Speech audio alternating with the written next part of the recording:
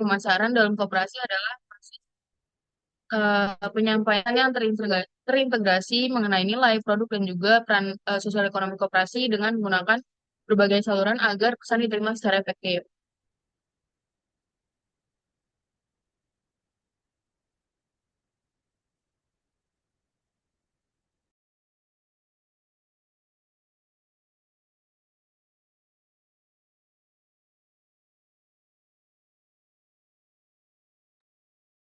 Oke, selanjutnya secara general strategi pemasaran menggambarkan masukan yang digunakan perusahaan untuk mengidentifikasi dan juga memilih perencanaan dan masalah tersebut itu diperoleh dari melalui analisis lingkungan internal dan juga eksternal. Nah, strategi pemasaran atau marketing strategi itu menentukan pasar target dan juga bauran pemasaran yang terkait. Nah, strategi ini merupakan gambaran besar mengenai yang akan dilakukan oleh koperasi. Nah, dibutuhkan dua bagian yang berkaitan, yaitu yang pertama itu ada pasar target atau target market yang merupakan sekelompok pelanggan homogen yang ingin ditarik oleh koperasi. Yang kedua adalah bauran pemasaran atau marketing mix, yaitu variabel-variabel yang diawasi dan juga disusun oleh koperasi untuk memuaskan kelompok yang ditarget.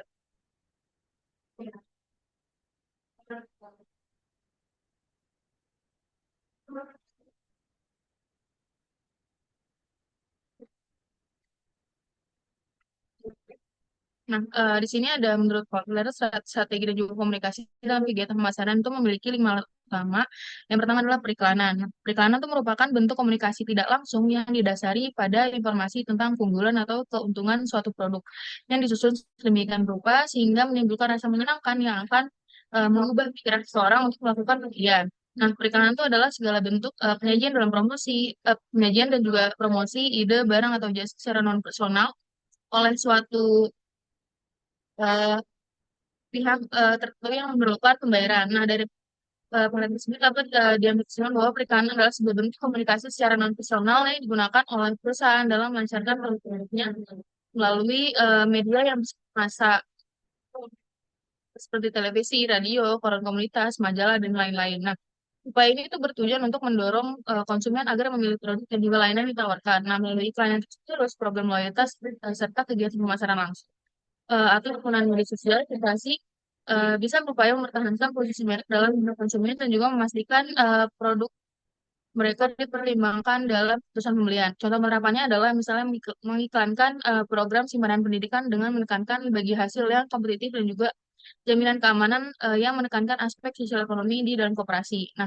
pada dasarnya tujuan periklanan dapat dikelompokkan menjadi tiga golongan yang berbeda, yaitu yang pertama memberikan informasi kepada konsumen sasaran tentang produk dan juga layanan. Yang kedua adalah meyakinkan konsumen sasaran untuk memilih produk atau merek dagang atau jasa tertentu dan bukan produk atau merek dari perusahaan saingan gitu. Yang ketiga adalah mengingatkan kembali konsumen akan keberadaan produk yang ada dan manfaat yang disajikannya. Yang kedua adalah penjualan. Penjualan ini adalah kegiatan kegiatan untuk menjajakan produk dan juga layanan yang dipasarkan sedemikian rupa sehingga konsumen mudah melihatnya dan kemudian tertarik untuk membeli dan juga memakainya. Promosi penjualan dapat diartikan juga sebagai suatu insentif jangka pendek yang direncanakan untuk merangsang pembelian produk atau layanan koperasi. Jadi dapat disimpulkan bahwa promosi penjualan itu adalah serangkaian kegiatan atau aktivitas perusahaan sebagai persuasi langsung dalam menawarkan produk kepada konsumen yang harus digunakan secara hati-hati agar tidak mengganggu stabilitas keuangan maupun namun tetap efektif. Contoh penerapannya adalah dengan melakukan pembelian door prize saat RAT atau diskon khusus untuk pembelian produk oleh anggota pada hari jadi koperasi atau misal yang berhadiah bagi anggota yang melakukan simpanan atau pinjaman di atas jumlah tertentu. Nah, promosi penjualan ini punya tiga manfaat. Yang pertama ada manfaat komunikasi. Jadi promosi penjualan menarik perhatian dan juga biasanya memberikan informasi yang dapat mengarahkan konsumen ke produk yang bersangkutan. Yang kedua adalah manfaat insentif. Jadi promosi penjualan bisa menggabungkan sejumlah pembebasan, dorongan, atau kontribusi yang memberikan nilai bagi konsumen. Manfaat yang ketiga adalah manfaat ajakan. Jadi promosi penjualan itu merupakan ajakan untuk melakukan transaksi pilihan secara langsung. Yang ketiga adalah hubungan masyarakat dan juga publisitas. Jadi publisitas adalah penyampaian Jadi ada publisitas adalah bentuk komunikasi non personal yang dilakukan oleh pengusaha dalam mempengaruhi konsumen, di mana pengusaha itu bisa mempromosikan barang yang tidak perlu membayar untuk keperluan tersebut. Adapun tujuan dari publisitas adalah untuk membangun kepercayaan yang menjadi modal utama dari koperasi itu sendiri. Nah, contohnya penerapannya adalah koperasi dapat mengadakan atau berpartisipasi dalam kegiatan sosial, berbagai bencana, seminar keberhasilan, dan lain-lain. Pihak sosial menjalin hubungan dengan media lokal atau mempublikasikan laporan dan sosial koperasi. Yang keempat adalah penjualan personal atau penjualan pribadi yang merupakan proses penyampaian informasi kepada konsumen di rujuk mereka agar membeli produk melalui komunikasi pribadi. Nah, personal selling ini atau penjualan pribadi ini diartikan sebagai komunikasi langsung secara terbuka antara perwakilan koperasi berupa manajer, pengurus, atau anggota yang aktif dengan calon anggota atau pembeli untuk memperkenalkan suatu produk atau layanan dengan tujuan membentuk pemahaman pelanggan terhadap produk sehingga mereka tuh kemudian akan mencoba dan juga membelinya.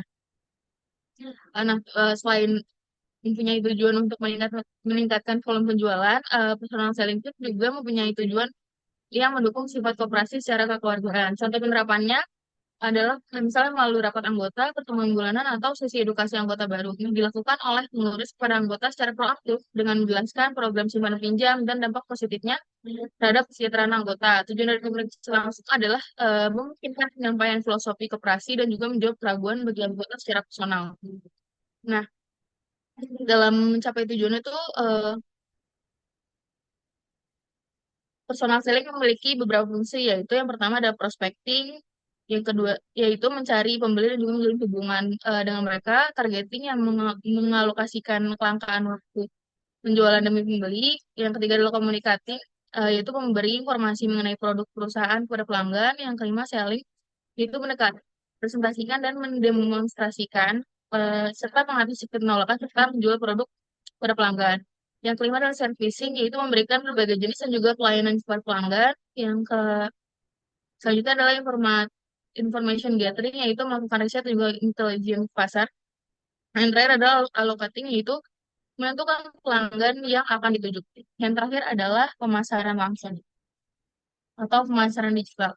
Pemasaran digital itu punya peran yang penting dalam mengaruhi perilaku konsumen dan juga mencapai tujuan pemasaran. Nah, melalui penggunaan berbagai alat dan media komunikasi yang tepat, penjual atau operasi dapat membangun kesadaran merek, mengubah sikap konsumen, dan juga mendorong pembelian serta mampu berkomunikasi dengan anggota dan juga publik serta masyarakat. Dalam era digital ini, kegiatan pemasaran juga telah berevolusi dengan adanya internet dan juga media sosial yang membuka peluang baru untuk berkomunikasi dengan konsumen secara efisien dan juga efektif. Nah, di era digital yang berkembang pesat, promosi juga telah mengalami perubahan signifikan. Internet dan juga media sosial memberikan peluang baru untuk berkomunikasi dengan pasar kisaran. Nah, koperasi dapat menggunakan situs web, blog, saluran media sosial, atau iklan online untuk update produk atau edukasi tentang manfaat SEO dan juga membuat grup WhatsApp kasih pelayanan cepat kepada anggota. Contohnya adalah contoh penerapannya adalah koperasi pendek buka TikTok tutorials yang menjelaskan proses menjadi anggota dan juga keuntungan yang didapat secara visual dan juga bisa menarik anggota baru.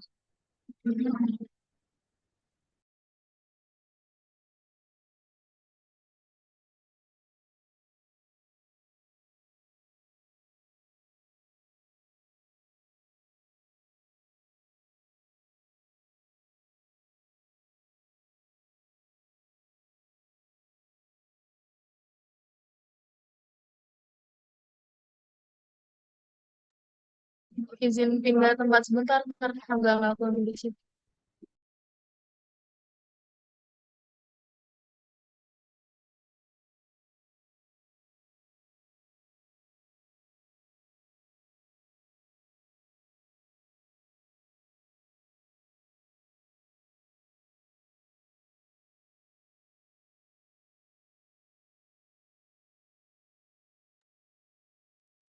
Oke, baik. Selanjutnya itu ada distribusi dan saluran pemasaran. Nah, Oke, untuk definisinya sendiri itu, jadi saluran pemasaran adalah serangkaian organisasi yang saling bergantung yang terlibat dalam proses membuat produksi atau jasa yang tersedia untuk dikonsumsi. Nah, sebenarnya ini tuh ada ya seperti kayak jembatan gitu antara produsen dan konsumennya. Nah, lalu dari saluran pemasarannya ini tuh memiliki fungsi utama. Yang pertama itu informasi, yaitu mengumpulkan informasi terkait pasar tentang konsumen dan terkait. Lalu yang kedua itu promosi dengan cara seperti menyebarkan informasi. Lalu yang ketiga itu negosiasi melakukan kesepakatan dengan harga dan syarat yang tertentu gitu. Lalu yang kelima itu, yang keempat itu ada distribusi fisik, yaitu pengiriman barang. Lalu yang kelima itu ada pengambilan risiko. Jadi pengambilan risiko ini adalah kayak kita tuh menanggung semua risiko yang terkait gitu loh. Jadi kayak kepemilikan ketersediaan barang tersebut. Lalu yang keenam itu ada efisiensi transaksi. Jadi efisiensi transaksi ini adalah kita tuh mengurangi jumlah kontak yang harus dilakukan produsen untuk mencapai pasar tersebut.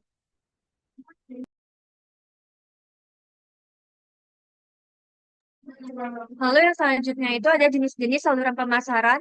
Yang pertama itu ada saluran langsung. Untuk saluran langsung ini tuh biasanya itu dari produsen itu langsung ke konsumen. Contohnya itu kayak misalnya toko online gitu atau online shop gitu, dia tuh langsung melakukan penjualan kepada konsumen. Nah, kalau misalnya yang kedua itu kan ada saluran tidak langsung ya. Dari saluran tidak langsung ini tuh biasanya itu dari kalau online shop itu atau dari agen-agen gitu tuh biasanya kayak ada pengecernya gitu, terus nanti baru si pengecer ini baru jual lagi ke konsumen. Jadi dia tuh nggak melakukan secara langsung gitu. Lalu yang selanjutnya itu ada strategi cakupan distribusi. Yang pertama itu ada insentif. Jadi insentif intensif ini adalah menempatkan produk di dan jadi kayak biar lebih laku gitu loh jualannya. Lalu yang kedua itu ada selektif. Jadi kalau selektif itu kan sudah jelas ya kalau misalnya harus memilih kayak beberapa outlet tertentu gitu di suatu area yang sekiranya itu bisa apa ya strategis gitu loh jadinya. Lalu yang ketiga itu ada eksklusif. Nah, eksklusif itu adalah memberikan hak-hak eksklusif hanya pada satu atau sedikit dealer aja kayak gitu. Kayak misalnya mungkin ke dealer mobil atau ke suatu penjualan gitu. Lalu selanjutnya itu ada peran koperasi sebagai entitas dalam saluran distribusi. Nah, manajemen koperasi ini kan secara aktif itu menempatkan koperasi itu sebagai perantara yang strategis ya. Yang pertamanya itu untuk koperasi produsen.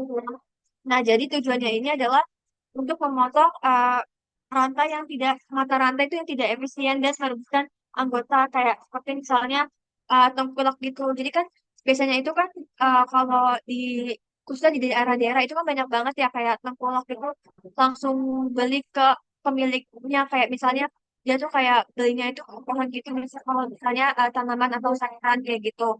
Lalu yang kedua itu untuk koperasi konsumen. Nah, untuk koperasi konsumen ini tujuannya itu untuk memberikan kebutuhan dan harga yang lebih murah bagi anggota tersebut kayak gitu.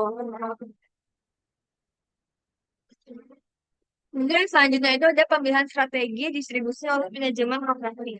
Nah, yang pertama ini jadi seorang manajer operasinya itu tuh harus memiliki strategi distribusi yang selaras dan dengan jenis produk anggota dan tujuannya itu adalah untuk mensejahterakan mereka. Nah, contoh penerapannya itu kayak yang pertama adalah koperasi susu. Nah, koperasi susu ini tuh akan menggunakan distribusinya itu dengan intensif itu untuk produk susu yang segar dan bisa juga dalam bentuk yogurt juga agar bisa menjangkau sebanyak mungkin konsumen melalui berbagai macam toko gitu. Lalu yang kedua itu ada koperasi kerajinan tangan. Nah, jadi kayak biasanya itu melakukan distribusi yang selektif atau memilih karena kan biasanya ini tuh dia tuh hanya bekerja sama aja dengan mereka hanya bekerja sama dengan galeri atau mungkin toko-toko yang menjual kayak barang-barang bersifat seni atau kayak toko souvenir kayak gitu untuk menjaga kualitas dan menjaga citra produknya mereka. Lalu yang ketiga itu ada koperasi kopi specialty. Jadi koperasi kopi specialty itu adalah kayak menerapkan distribusi eksklusif dengan menunjuk satu kafe atau eksportir tunggal untuk memasarkan topping premium mereka kayak gitu. Jadi uh, Koperasinya itu kayak hanya tertentu aja, nggak bisa mereka tuh distribusiin ke semua toko kayak gitu. Lalu yang selanjutnya itu ada tantangan manajemen distribusi dalam koperasi. Yang pertama itu ada konsistensi pasokan dan kualitas. Nah, jadi tantangan terbesar itu kan adalah kayak kita tuh harus memastikan semua anggotanya itu dapat menghasilkan produk dengan standar dan volume yang konsisten gitu untuk memenuhi permintaan pasar. Jadi kita tuh nggak bisa kalau misalnya mungkin dapat pasar yang kurang konsisten gitu. Jadi perlu uh, jadi ini tuh salah satu tantangan gitu dalam manajemen distribusi dan koperasi. Kemudian yang kedua itu adalah manajemen logistik. Jadi biasanya itu kan problemnya itu kan adalah kayak keterbatasan modal kan. Nah, jadi itu merupakan salah satu hambatan juga untuk koperasi. Jadi kayak misalnya karena budgetnya terbatas gitu. Jadi dia tuh kayak untuk memiliki gudang yang lebih besar atau fasilitas itu kayak mungkin kurang memadai juga gitu. Lalu yang ketiga itu ada set selling atau dijual di luar jalur. Nah, tantangannya itu adalah kayak mengatasi anggota yang menjual produknya itu ke pihak lain uh, karena terburu lewat harga yang sesaat sehingga bisa komitmen pasukan koperasi. Nah, biasanya tuh kalau misalnya ini tuh kayak anggota punya produk itu dia tuh kayak ngejual gitu kok tengkulak-tengkulak gitu. Nah, biasanya tengkulak-tengkulak itu kayak lebih pintar itu adalah memasarkan harga. Nah, itu juga merupakan satu tantangannya. Berarti harusnya tuh kayak konsisten gitu loh dengan uh, pihak yang sudah kita kerjasamain jadi ke sebelumnya. Lalu yang keempat itu adaptasi digital. Nah, jadi dalam manajemen koperasi ini tuh kayak koperasi itu harus harus udah modern gitu. Jadi kayak sudah aksi digitalnya kita untuk media sosial. Nah, untuk tujuannya itu adalah untuk menjangkau jangkauan pasar kayak gitu. Kalau misalnya si koperasi ini cuma jualan dari mulut ke mulut aja atau mungkin hanya terbatas itu kan kayak masih terlalu tradisional juga ya. Jadi harus digital dan biar lingkupnya itu harus lebih luas.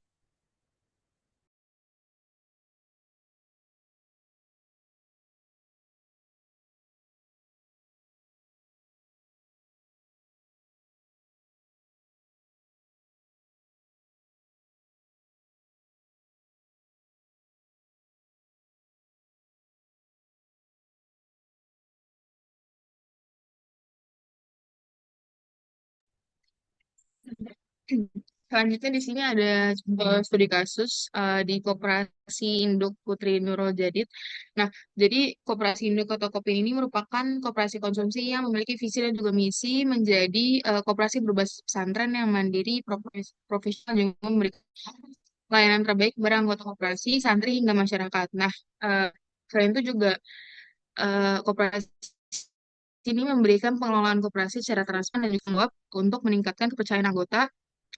Strategi pemasaran yang dilakukan oleh Kopin adalah mengadakan penataan toko yang baik dan rapi. Fungsinya itu adalah untuk menciptakan lingkungan yang lebih baik agar memudahkan pelanggan dan juga dalam menjangkau barang-barang yang mereka inginkan. Strategi ini tuh dinilai mampu untuk meningkatkan daya tarik pelanggan dan penataan yang terorganisir dengan baik akan menciptakan citra toko yang positif. Nah, selain itu, Kopin juga membuat peraturan untuk para pelanggannya untuk berbelanja dengan tertib dan juga menerapkan konsekuensi bagi pelanggan yang melanggar peraturan tersebut. Penataan barang yang penataan barang ini dinilai sangat penting untuk mengelola toko dalam memisahkan produk yang rusak atau expired dari produk yang masih layak dijual. Tujuannya untuk menjaga kualitas dan juga kenyamanan pelanggan. Selanjutnya, strategi pemasarannya yang dilakukan oleh Queen adalah mengadakan program diskon untuk produk yang mendekati tanggal expired. Nah, strategi ini dinilai juga efektif untuk mengurangi produk yang tidak terjual dan juga meminimalkan kerugian akibat barang yang harus dibuang. Program ini juga dinilai meningkatkan daya tarik pelanggan karena mereka dapat memperoleh produk eh, dengan harga yang lebih murah sehingga mendorong pembelian impulsif yang meningkatkan penjualan di koperasi tersebut. Nah, di Kopin ini program diskon ini diterapkan dengan memberikan potongan harga khusus pada produk yang bisa berlaku sudah mendekati tanggal kadaluarsa. Dengan adanya program ini, koperasi berharap dapat menarik minat pelanggan, khususnya santri, sekaligus mengelola persediaan produk secara lebih efisien. Strategi ini dinilai tidak hanya menguntungkan koperasi dalam hal pengelolaan stok, tetapi juga memberikan manfaat bagi pelanggan yang bisa mendapatkan produk dengan harga lebih murah dan terjangkau tanpa mengurangi kualitas produk selama masih dalam batas aman konsumsi. Nah, strategi-strategi ini secara keseluruhan telah berhasil menciptakan suasana belanja yang lebih hidup dan juga meningkatkan interaksi antara anggota koperasi maupun masyarakat.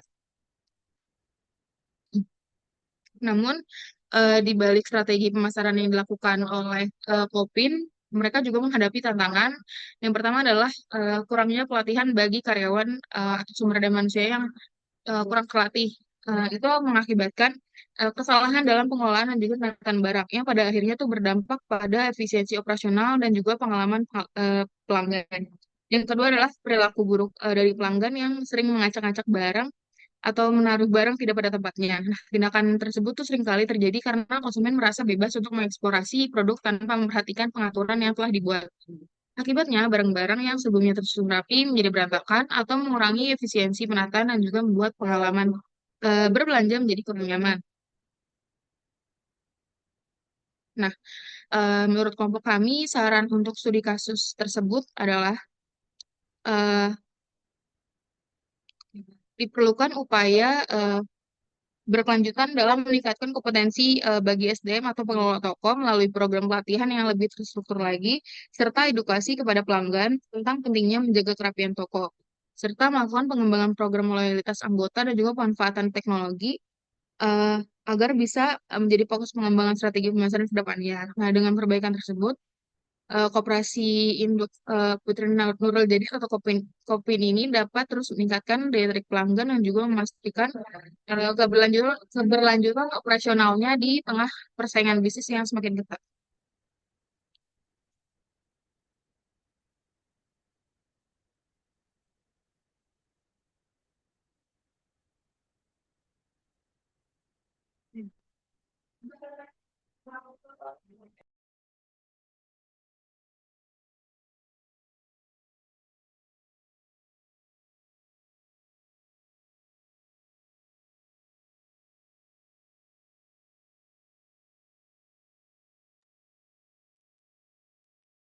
Nah, dapat disimpulkan bahwa eh, kegiatan pemasaran modern juga merupakan sebuah rangkaian strategis yang saling terhubung erat, mulai dari riset pasar hingga distribusi produk akhir. Riset dan segmentasi pasar menjadi fondasi yang esensial bagi perusahaan maupun koperasi dalam memahami kebutuhan konsumen secara mendalam, yang memungkinkan alokasi sumber daya menjadi lebih efisien serta pengembangan produk yang lebih tepat sasaran. Nah, tanpa pemahaman yang solid ini, keputusan bisnis juga berisiko hanya didasarkan pada asumsi yang dapat mengarah pada kegagalan produk atau kerugian finansial. Selanjutnya, strategi promosi dan komunikasi juga efektif berfungsi sebagai jembatan untuk menginformasikan. Dalam konteks koperasi juga saluran distribusi ini tidak hanya berperan sebagai jalur logistik, melainkan juga sebagai instrumen strategis untuk mencapai tujuan utama, yaitu mensejahterakan anggota. Baik, segitu saja dari... Oh ya, maaf. Baik. Demikian penjelasan kelompok 9 terkait kegiatan pemasaran. Eh, apakah ada yang ingin ditanyakan?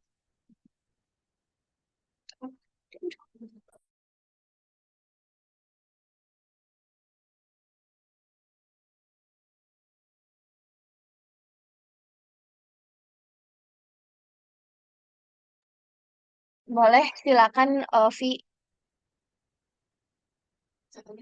Ya. Baik, sebelumnya terima kasih kepada kelompok 9 atas pemaparan materinya. Saya Fiana Rahman, izin bertanya. Tadi kan strategi apa di strategi distribusi itu kan ada tiga ya, ada intensif, selektif, sama eksklusif. Nah, pertanyaannya tuh bagaimana sih sebuah koperasi dapat menentukan mereka tuh mau menggunakan strategi distribusi yang mana gitu? Itu aja pertanyaannya. Terima kasih. Baik, terima kasih Ovi atas pertanyaannya. Kami tampung dulu ya Ovi. Selanjutnya, Isna ini boleh menyampaikan pertanyaannya. Ya, terima kasih kelompok 9 atas pemaparan materinya. Saya Isna ini, Ananda Tunisa, izin bertanya. Tadi kan disebutkan bahwa salah satu tantangan besarnya itu ada side selling ya, atau penjualan di luar jalur. Nah, seandainya si pihak tengkulak ini bisa membayar tunai hasil produksi, sedangkan dari koperasi itu nggak bisa membayar langsung secara tunai. Nah, menurut kalian apa solusinya supaya mencegah perilaku side selling ini? Kalau misalnya kondisinya seperti ini. Terima kasih.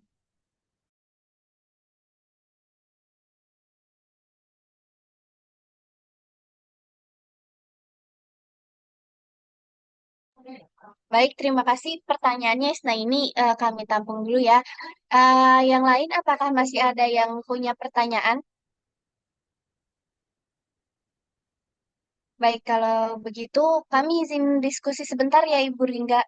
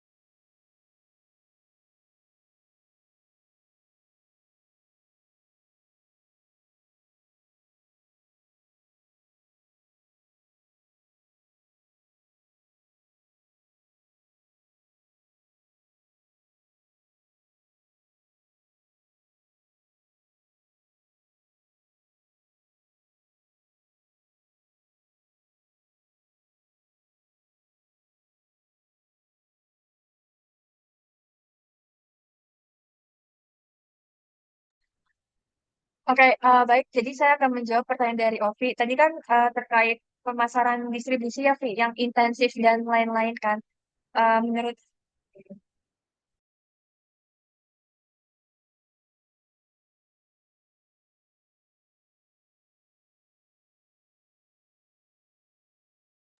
Oke, jadi koperasi itu kan akan menentukan strateginya gitu ya distribusinya berdasarkan dari karakter produknya, terus juga dari target pasarnya dan tujuan pemasarannya. Nah, kalau misalnya strategi distribusi intensif yang digunakan, jadi ketika produknya ini tuh bersifat kayak untuk kebutuhan umum, jadi dengan permintaan luas sehingga kayak dia tuh perlu disebarluaskan melalui banyak titik penjualan. Nah, sementara kalau misalnya distribusi yang selektif tadi itu kayak dia tuh nerapin produknya itu jika memiliki karakter yang khusus. Jadi kalau misalnya si tokonya ini tuh kayak dirasa tuh cocok nih untuk jadi target kita. Nah, itu baru menggunakan strategi yang selektif. Lalu eh, selain itu juga kalau misalnya strategi yang eksklusif tadi itu dipilih kalau misalnya produknya itu premium atau pasarnya itu terbatas. Kayak misalnya barang-barang yang mungkin dijualnya itu kayak di luar negeri atau apa kayak gitu. Jadi intinya tuh barang-barangnya itu eksklusif gitu loh. Jadi keluarnya itu enggak yang sebanyak itu di dalam pasar kayak gitu. Gimana, Ovi?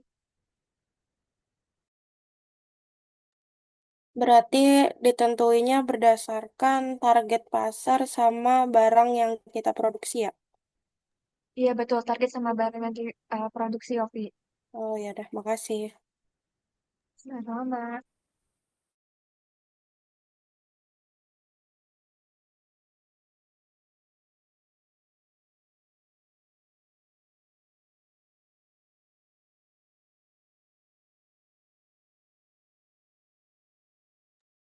Oke, selanjutnya saya akan menjawab pertanyaan dari Isma ini. Tadi kan pertanyaan tuh ada satu tantangan terbesar, eh, yaitu side selling ke kalau misalnya tengkulak bisa bayar langsung secara tunai dan produksinya, tapi koperasi itu nggak bisa solusi gimana biar mencegah side selling. Nah, menurut hasil diskusi kami, jadi untuk mencegah side selling ke tengkulak itu eh, adalah dengan meningkatkan insentif non tunai, kemudian bisa juga dengan mengefisiensikan alat pembayaran serta memberikan jaminan keamanan pasar jangka panjang kepada anggota koperasi. Nah, koperasi juga harus berfokus pada percepatan dan juga transparansi pembayaran melalui skema seperti pembayaran di muka atau sistem pembayaran termin yang singkat gitu. Misalnya 1 sampai 2 hari setelah penyerahan produk. Bahkan misalnya jika jumlah awal tidak mencapai 100% dari total harga. Nah, selain itu koperasi itu wajib menawarkan nilai tambah yang nggak bisa diberikan ke tengkulak, seperti penyediaan sarana produksi yang berkualitas dan juga bersubsidi, pelayanan pinjaman modal lunak yang terintegrasi dengan hasil panen, pelatihan peningkatan kualitas produk, serta yang paling krusial adalah kontrak pembelian jangka panjang. Yang kemudian itu semua itu bisa menjamin pasar dan juga harga bisa tetap stabil sehingga anggota tuh akan merasa terikat secara finansial dan juga emosional terhadap penjualnya gitu. Jadi eh, si penjual itu bisa menyadari juga bahwa meskipun pembayaran tunai dari tengkulak dapat menggiurkan, tetapi dengan adanya kontrak tersebut tetap akan diberikan kepada pihak koperasi kayak gitu sih. Oke, terima kasih kelompok 9. Oke.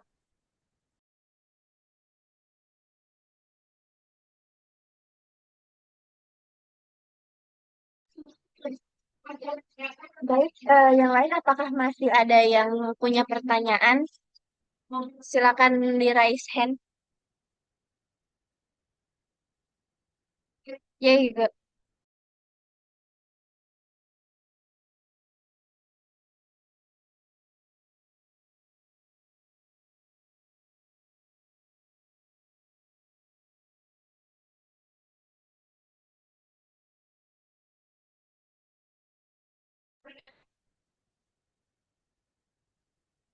Baik, kalau sudah tidak ada yang memiliki pertanyaan, saya izin tutup presentasinya kali ya, Bu Ringga. Masih ada yang punya pertanyaan nggak nih, guys? Baik, kalau Boleh sudah nggak ada kelompok yang punya, kelompok 9 lemparkan pertanyaan. Berarti kan tadi tuh cuma 2 orang yang nanya. Berarti yang 30 sekiannya tuh paham tuh.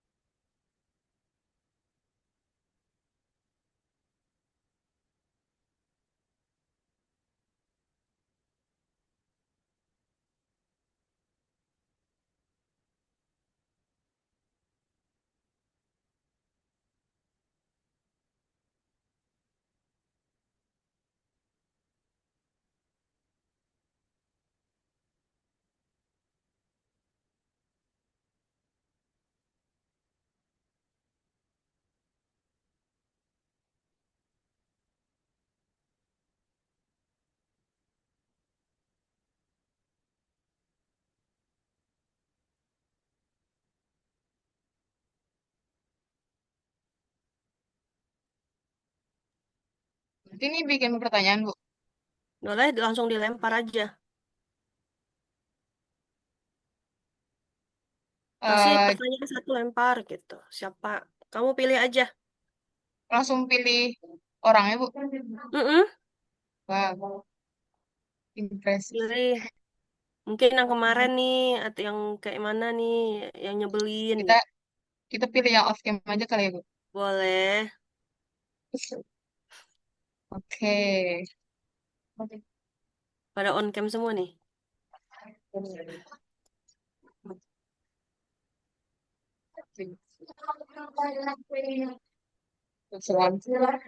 Langsung on cam semua. Oke, jadi tuh pertanyaannya tadi kan kalau kita udah ngejelasin ya soal studi kasus Kerja dulu. koperasi induk. Nah, terus udah dijelasin juga strategi pemasaran yang digunain tuh apa buat meningkatkan penjualan. Nah, kira-kira menurut kalian atau nah, pokoknya yang nanti ditunjuk, kira-kira penerapan atau implementasi strategi distribusi yang dilakuin sama studi kasus koperasi itu tuh strategi distribusi yang mana gitu. Entah itu intensif, selektif, atau eksklusif. Cocoknya yang Boleh? mana gitu ya. Iya. Siapa ya? Cap Cicuk. Aduh, susah nih. Siapa ya? Respon. Ada yang mau volunteer nggak untuk menjawab?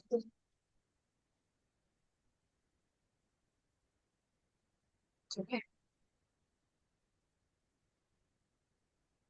Oke, boleh deh. Kita kasih panggung untuk Anastasia untuk menjawab. Kedengeran nggak, Ca, pertanyaannya, Ca?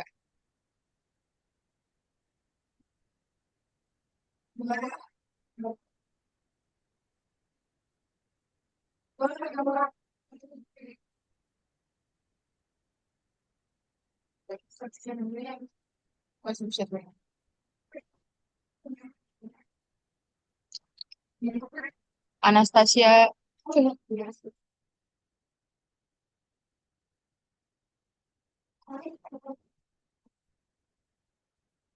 Ah, Ca. Kalau nggak siapa? Iya, kan. Wah, no respon. Siapa?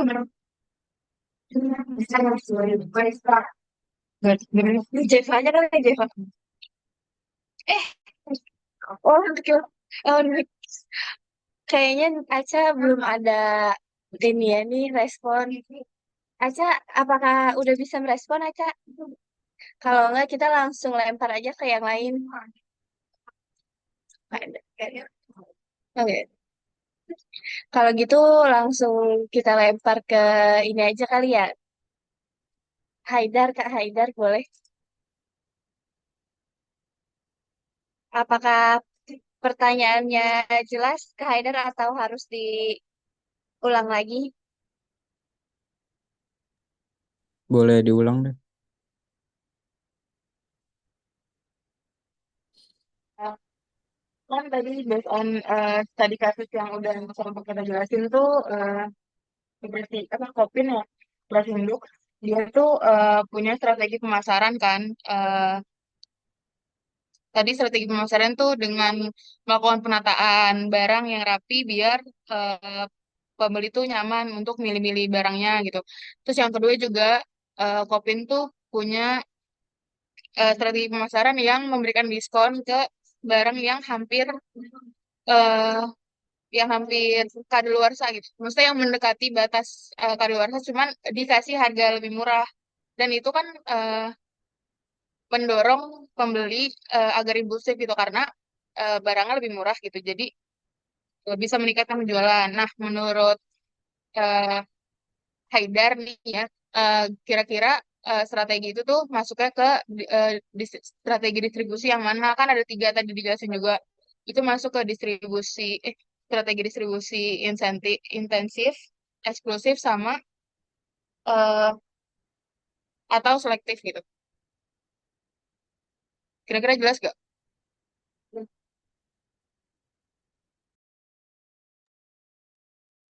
Jadi strategi apa tadi? Kayak dia tuh masuk di strategi mana gitu ya? Iya, benar. Cocoknya Kopin ini pakai strategi distribusi apa gitu. Hmm.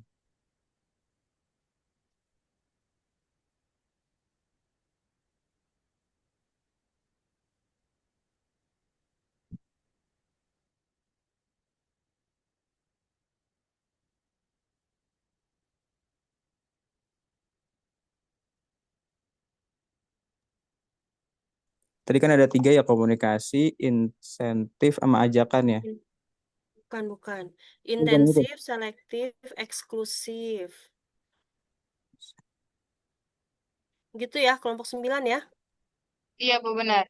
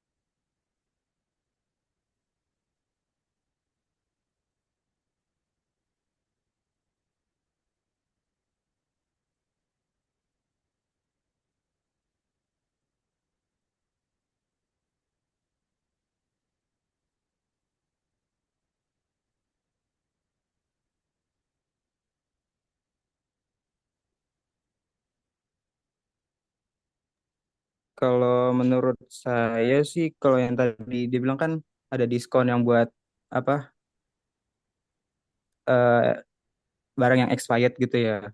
Terus juga, kalau menurut gue ini sih distribusi selektif ya. Karena Kopin ini memasarkan produk yang di banyak outlet gitu loh. Jadi koperasi Kopin ini nggak nggak memberikan hak eksklusif ke satu dealer aja gitu. Jadi nggak ada eksklusifnya. Terus juga Kopin ini menjalankan pembatasan distribusinya secara terkontrol. Jadi hanya melalui toko koperasi sendiri yang dikelola secara profesional gitu sih. Udah cukup belum? Cukup, cukup banget. Udah. Oke, izin nambahin jawaban dari Haidar. Sebenarnya bener banget itu jawabannya adalah strategi distribusi selektif karena koperasi induk atau kopi ini kan cenderung emang menerapkan strategi distribusi karena penyaluran produk itu dilakukan melalui saluran tertentu yaitu koperasi koperasi itu doang kan. Terus juga eh, gak ada mitra penjualan, terus juga kanal pemasarannya tuh khusus anggota eh, yang ada di koperasi itu. Nah, perikatan itu gak bersifat massal seperti distribusi yang lain gitu, kayak intensif dan juga nggak hanya di satu titik kayak distribusi eksklusif. Nah, dengan strategi yang selektif, koperasi Kopin itu bisa menjaga kualitas produk dan juga mengontrol alur distribusi serta memastikan penyaluran sesuai dengan kapasitas operasional dan juga segmen pasar yang dituju yaitu anggota koperasi itu sendiri.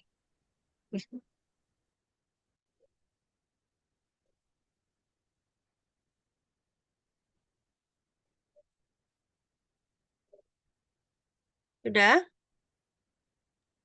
Iya Bu, sudah kalau dari kelompok 9. Oke. Udah ditutup dulu. Baik teman-teman, sekian aja Q&A dan sekaligus penutup dari presentasi dari kelompok 9. Mohon maaf apabila ada kesalahan kata. Saya tutup. Wassalamualaikum warahmatullahi wabarakatuh. Waalaikumsalam warahmatullahi wabarakatuh. Oke, terima kasih untuk kelompok 9. Nah, karena tadi studi kasusnya ini ya, eh, koperasi induk. Nah, saya udah pernah menjelaskan apa itu koperasi induk.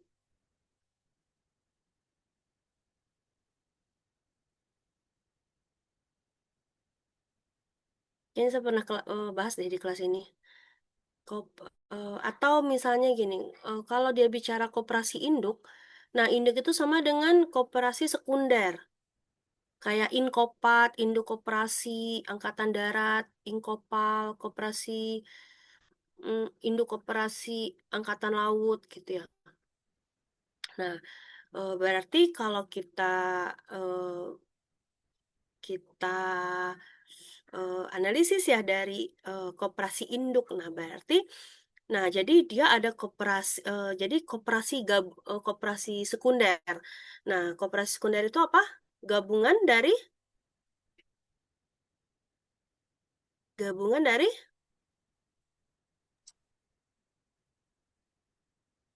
apa?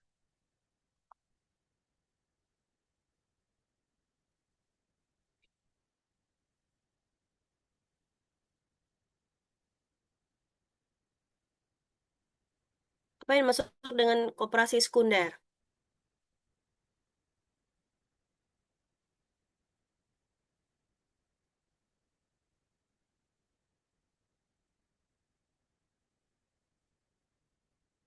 Gabungan dari beberapa koperasi primer. Nah, koperasi primer itu yang mana? Ya ini eh, yang koperasi yang satu-satu itu, misalnya eh apa KSP apa gitu, koperasi eh, KUD apa gitu kan. Nah, atau ya kalau kayak kemarin tuh apa? Koperasi apa sapi gitu kan, kayak KPS ya. Nah, minggu kemarin pada produk koperasi produsen sapi perah, misalnya kayak gitu. Nah, itu gabungan. Nah, jadi kalau dari studi kasus yang kelompok 9 paparkan ini, dia adalah koperasi gabungan nih. Jadi dia dia adalah terbentuk koperasi induk ini terbentuk dari kumpulan beberapa koperasi-koperasi yang ada di pesantren-pesantren gitu. Nah, jadi kalau kita lihat distribusinya apa strategi distribusinya cocoknya yang mana gitu. Nah, kalau kita bicara koperasi induk itu bisa ini ya, bisa strateginya itu ada intensif atau bisa juga selektif, bisa juga eksklusif tadi, tergantung dari mereka anggotanya siapa, gitu kan. Nah, kebetulan tadi case-nya ini adalah di koperasinya ini di pesantren, ya kan? Nah, pesantren itu ruang lingkupnya terbatas. Nah, siapa yang menjadi anggota?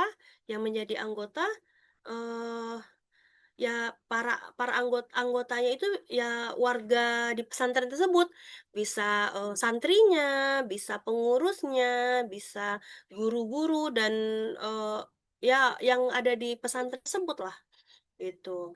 Nah, betul ya tadi bisa dikatakan distribusi selektif gitu. Nah, karena dia terbatas tuh eh,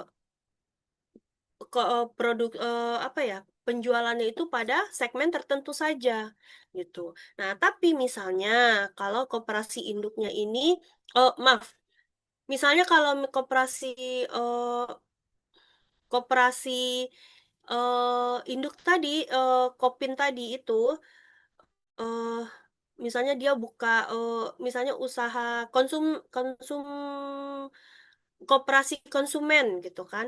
Nah, ko- kalau konsumen itu kan berarti bisa aja orang yang dari luar yang tidak menjadi anggota bisa belanja di sana. Nah, tapi apa yang terjadi kalau dia di pesantren? Ya, produsennya udah pasti anggotanya aja gitu kan. Nah, beda misalnya kalau dia koperasi induk atau koperasi apa tadi, sekunder ini berada di misalnya di sekitar masyarakat. Nah, terutama yang produk apa koperasi konsumen gitu ya. Nah, yang bisa anggota atau non anggota yang belanja di sana.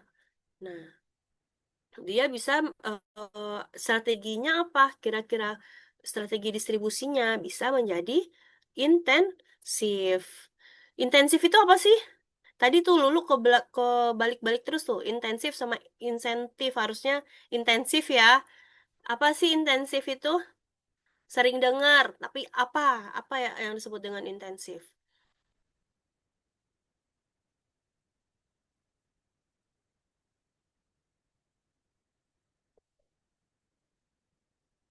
Apa yang disebut dengan intensif? Apa sih arti intensif itu?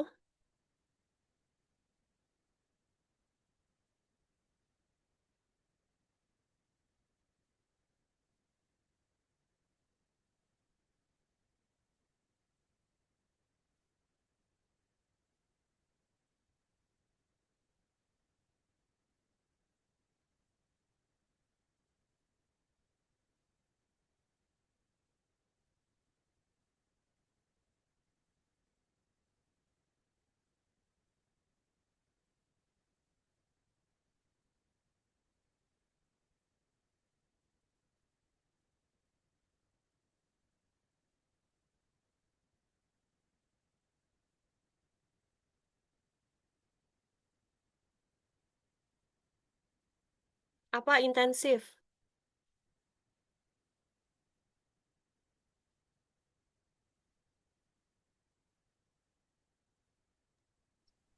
Kalau intensif, setahu saya melakukan sesuatu secara mendalam atau secara sungguh-sungguh dan terus-menerus.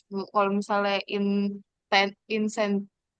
insentif itu tuh kayak misal pembayaran tambahan atau hadiah kayak gitu sih Bu. Oke, sebentar.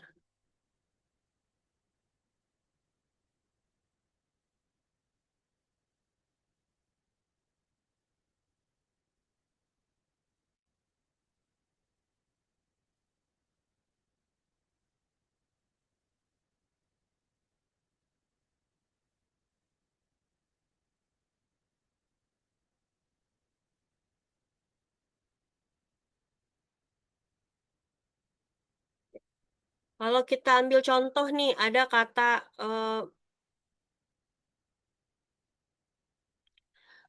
pemerintah melakukan pembangunan secara intensif. Nah, intensif itu artinya apa? Pembangunan yang dilakukan secara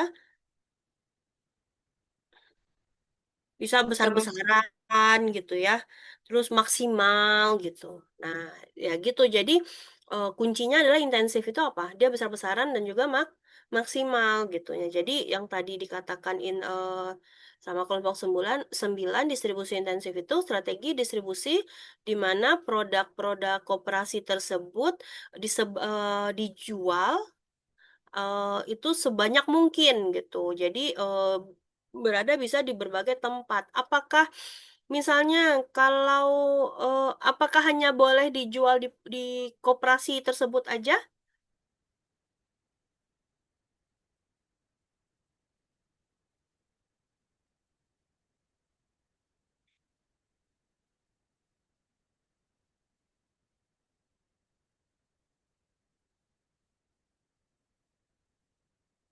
Kalau misalnya boleh, misal koperasi itu melakukan ekspansi gitu ya. Dia menjual ke koperasi atau perusahaan-perusahaan lain, misalnya usaha UMKM lain, Bu, itu boleh gitu. Seperti misalnya kalau kayak koperasi produsen, nah mereka secara misalnya memproduksi secara masif gitu. Kayak contohnya gini, kayak koperasi susu gitu ya. Nah, kebetulan nih panennya lagi banyak nih gitu. Eh, tapi ternyata mungkin kalau ke susu itu kan kadaluarsanya itu range-nya sebentar ya gitu untuk expired susu itu lama sebentar paling berapa jam gitu. Jadi yang hari itu diproduksi, hari itu harus dipasarkan gitu kan. Nah, gimana supaya produknya ini laku semua? Ya caranya dia bisa menaruh di beberapa tempat gitu. Bisa mungkin kapasitas penjualan di koperasi tersebut mungkin cuma 1.000 liter gitu. Sedangkan produksinya ada nih di 1.500 liter. Nah, 500 liter lagi dikemanakan gitu. Bisa mereka kerjasama dengan koperasi-koperasi lain atau menyebarkan di misalnya di minimarket atau lain sebagainya perusahaan-perusahaan eh, lainnya gitu.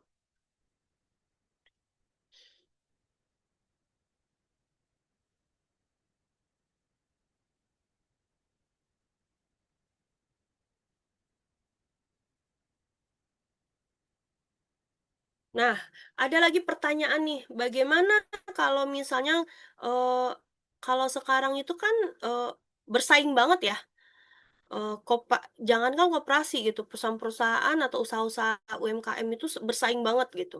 Nah, koperasi yang kita kenal yang kita tahu sekarang sekitar kayaknya yang berkembang itu hanya koperasi, pertama koperasi perusahaan. Yang kedua paling ya kayak koperasi-koperasi produsen yang ada di daerah-daerah kayak misalnya batik atau misal koperasi kayak kemarin yang produsen yang susu atau misalnya koperasi unit desa misalnya kayak di Cirebon atau di mana penghasil beras segala macam gitu kan. Eh, nah, gimana cara kan kalau kalau dari presentasi kemarin-kemarin teman-teman ada tuh membuat studi kasusnya koperasi itu ternyata banyak loh yang berhasil gitu kan. Nah, kira-kira kan bukan berarti berhasil semua kan, banyak juga yang down gitu. Apalagi dengan perkembangan zaman yang sekarang gitu. Nah, kira-kira menurut teman-teman bagaimana koperasi itu tetap bisa bertahan bahkan berkembang dalam segi pemasaran. Oke, nah sekarang materi kita ada di pemasaran, berarti poinnya ada di pemasarannya nih.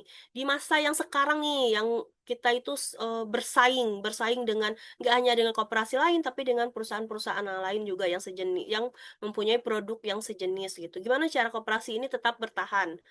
Kalau dalam segi pemasaran, ada yang bisa jawab?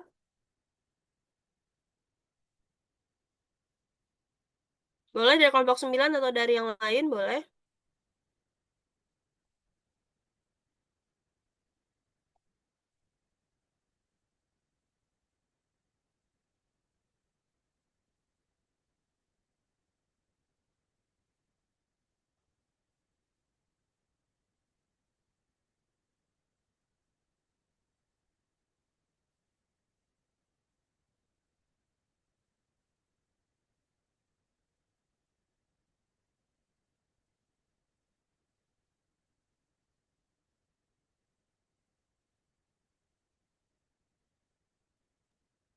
Ibu mohon maaf, boleh diulang nggak pertanyaannya? Tadi sinyalnya agak jelek. Ya. Nih, eh, gimana cara koperasi tetap bertahan bahkan berkembang dalam segi pemasaran, dalam pemasaran ya, bagaimana mereka bertahan, strategi pemasaran yang seperti apa yang bisa dilakukan koperasi untuk tetap bertahan dan berkembang di masa yang sekarang yang apa ya, mereka bersaing banget gitu. Karena sekarang koperasi itu kan kita tahu banyak yang down gitu kan, apalagi dengan mereka bersaing itu tidak hanya dengan koperasi-koperasi juga, tapi bahkan dengan pelaku-pelaku usaha eh, yang lain gitu, secara harga bersaing dan lain sebagainya. Sedangkan dia kan harus menyejahterakan anggotanya gitu. Jadi apa strategi pemasaran yang dapat dilakukan oleh koperasi tersebut untuk tetap bisa bertahan di era yang sekarang.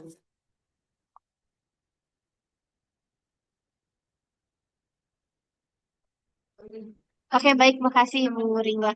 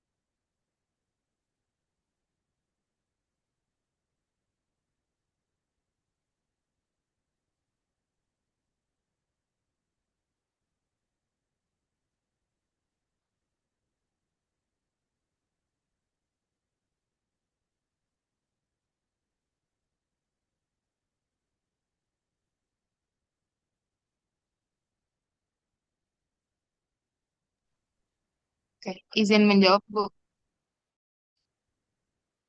Kalau hasil menurut kelompok 9, karena koperasi itu bisa, strategi pemasaran seperti apa yang bisa digunakan koperasi agar bertahan ya di zaman sekarang yang banyak pesaingnya dan juga banyak pelaku usaha lain. Kalau menurut kelompok 9, eh, koperasi itu harus melakukan transformasi karena kan emang di zaman sekarang tuh emang udah era yang digital, serba digital, apa-apa digital gitu. Jadi koperasi harus melakukan transformasi digital eh, dengan mengadopsi kayak sistem e-commerce yang terintegrasi dan juga memanfaatkan media sosial untuk membangun brand storytelling yang menonjolkan nilai uniknya gitu. Dan juga bisa dengan memberikan insentif atau keuntungan langsung kepada anggota produsen yang join ke koperasi atau itu kan sebuah unique selling proposition yang nggak dimiliki sama pelaku usaha atau pengecer yang biasa gitu. Terus juga koperasi harus memfokuskan pemasaran berbasis komunitas dengan memberikan insentif loyalitas dan juga pelayanan yang efisien untuk mendorong transaksi dalam ekosistem anggota dulu di anggota koperasi tersebut sambil secara strategis menjalin kemitraan B2B atau antar koperasi untuk meningkatkan skala ekonomi dan juga efisiensi serta daya tarik produk di pasar yang lebih luas lagi. Nah, dengan cara itu kurang lebih bisa menjamin si keberlanjutan dan juga relevansi si koperasi biar tetap bertahan di era modern kayak gitu sih, Bu. Mungkin ada tambahan dari Marsha. Izin nambahin sedikit, mungkin selain itu juga, selain dari digital, mungkin juga bisa hire staff yang lebih kompeten. Jadi misalkan eh, permasalahannya mungkin ternyata dia pengelolaannya kurang profesional, karena kan mostly dari apa tuh namanya, anggota apa, staff-staffnya juga anggota koperasi. Juga mungkin bisa rekrut staff yang lebih kompeten. Jadi segala strategi-strategi yang udah direncanain itu juga bisa diimplementasikan secara efektif gitu kali ya Bu, mungkin.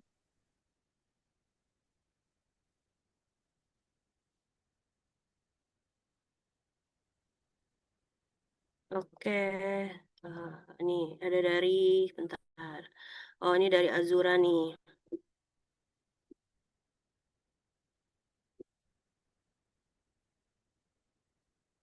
Azura bilang nih, menurut saya strategi pemasaran realistis untuk saat ini dan menggunakan e-commerce atau online shop. Selain itu bisa juga melakukan kemitraan dengan perusahaan atau komunitas, juga lembaga yang sesuai dengan produknya. Misalnya koperasi susu sapi, tapi bisa menjalani kemitraan dengan industri pengolahan susu, betul.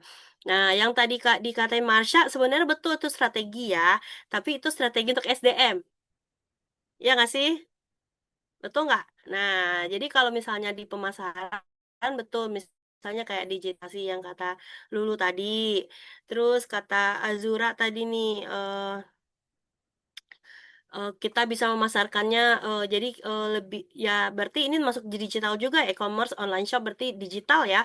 Nah, selanjutnya kita juga bermitra dengan perusahaan atau komunitas atau juga lembaga yang sesuai lah dengan produk yang kita hasilkan tadi gitu. Bisa kita berkolaborasi dengan sesama koperasi atau pengusaha susu atau misalnya dengan yang pengolahan susu dan berdasarkan turunannya gitu. Nah, bentar, kok hilang ya? Oke. Oke, selain itu juga apa lagi? Nah, untuk pemasaran itu kita bisa apa? Membangun diferensiasi produk gitu. Jadi mungkin oh sama nih produk kita dengan koperasi atau usaha lainnya, tapi harus ada pembedanya gitu. Kira apa sih bedanya yang menjadi keunggulan nih dari kita misalnya? Misalnya ada perusahaan kita koperasi batik gitu ya. Nah, kalau sekarang tuh banyak kan banyak tuh yang batik-batik terutama misalnya daerah Jawa tuh Pekalongan, Jasol gitu ya. Nah, pasti mereka itu punya koperasi. Koperasi produsen lah misalnya. Nah, kira-kira apa nih yang menjadi pembeda kita dengan dengan koperasi atau produsen-produsen batik lainnya? Nah, mungkin nih kalau ada koperasi yang ini kita memasarkan produk itu sesuai dengan bisa juga batik modern gitu, yang misalnya motif-motifnya yang kekinian. Nah, karena kadang kita mikir, oh batik itu biasanya modelnya model-model buat ibu-ibu gitu, atau misalnya jual daster gitu. Nah, kalau daster kan identiknya dengan ibu-ibu gitu ya. Nah, bisa jadi modelnya yang lebih modern ya. Jadi para para remaja pun buat pakaian rumah pun pakai batik gitu, atau misalnya motifnya lebih modern. Jadi itu akhirnya menjadi terdiferen dari koperasi atau usaha batik yang lain gitu. Selanjutnya apa? Bisa juga kita misalnya meningkatkan kualitas penanan. Nah, kenapa pemasaran itu penting? Sangat penting, kualitas makanannya kan berhubungan langsung dengan konsumen gitu. Jadi gimana kita memberikan pelayanan yang terbaik agar konsumen itu tetap loyal dan balik lagi ke kita gitu. Itu juga merupakan salah satu strategi gitu. Kalau misalnya kalau di bidang pemasaran. Jadi kurang lebih seperti itu. Ada yang mau bertanya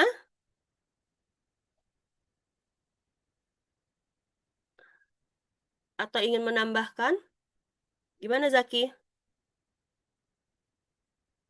Sedang di kampus, Ibu. Ada mau menambahkan Zaki tentang materi hari ini?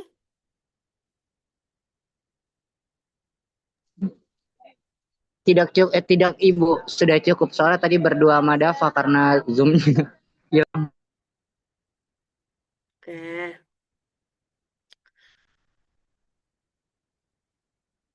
Nih, sebelum kita akhiri, sebentar.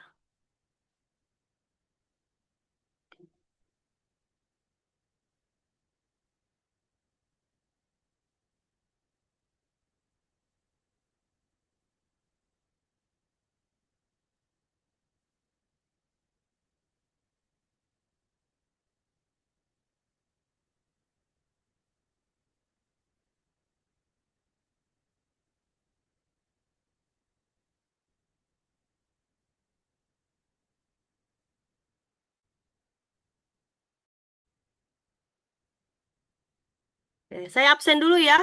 Yang sambil menyaut berarti cuma join tapi entah kemana ya orangnya ya. Berarti Ririn, Hadir, Bu. Zaki, oh, ini Anggra ini ada. Siva, Dias, Anissa, Hadir Bu Anissa. Ibu maaf dia hadir.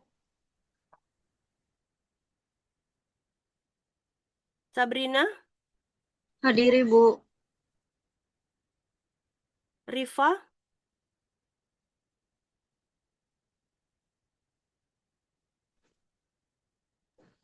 Hadir Bu. Zulfikri, Hadir, Bu. Marsha, Hadir Ibu Marsha. Anastasia,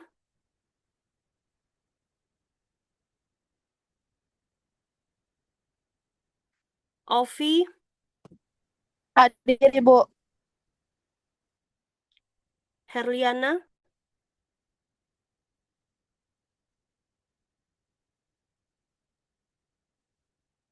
Ibu maaf sebelumnya Herliana Tantri baterainya low Bu. Tadi udah bilang lagi di MRT juga.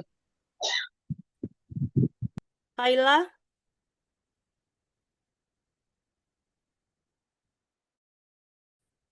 Kayla, Kayla Khairunisha hadir Ibu. oh iya lupa ada 2 ya. Midestia, Hadir Ibu. Winda, Hadir Ibu. Ilda,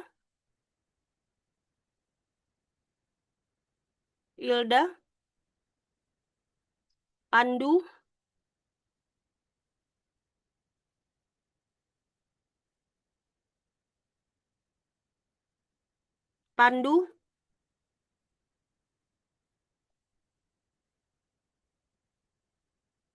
Amelia, Hadir Bu. Azura, Hadir Bu. Isnaini, Hadir Ibu. Revalina,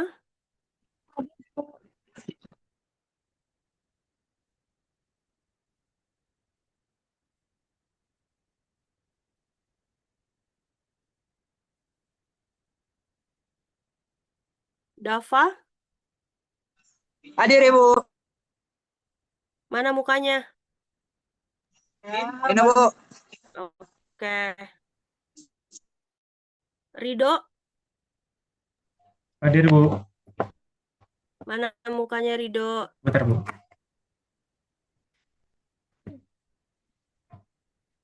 Oke. Jeva,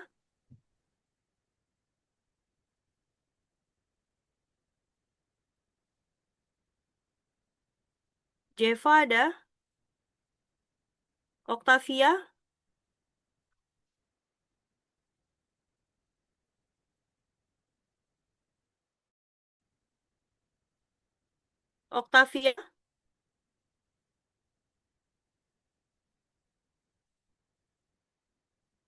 June,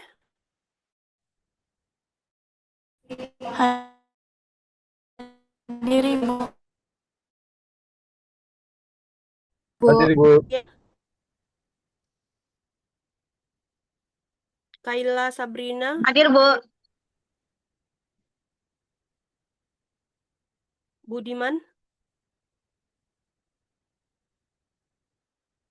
Budiman, ada?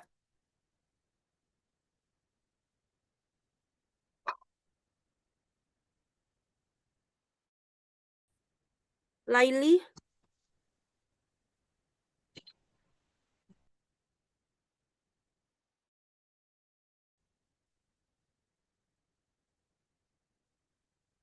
Lulu, Ibu hadir, Bu. Galuh, Hadir, Bu. Mutia. Hadir Ibu. Tadi cuma 25 orang, kenapa pas saya absen jadi 30 ya? Cindy? Hadir, Bu. Mahal. Di absen aja banyak yang hadir. Oke, Anggra ini ada? Ada Bu, maaf tadi habis dari kamar mandi.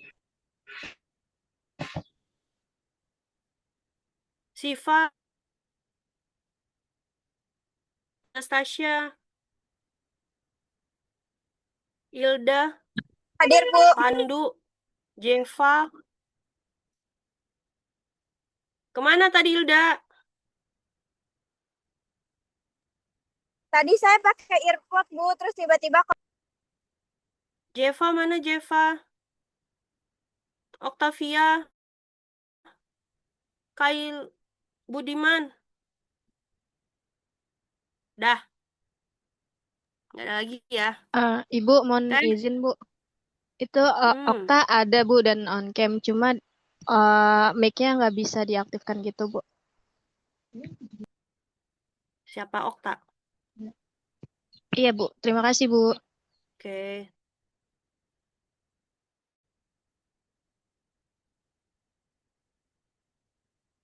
Oke, ada yang mau bertanya?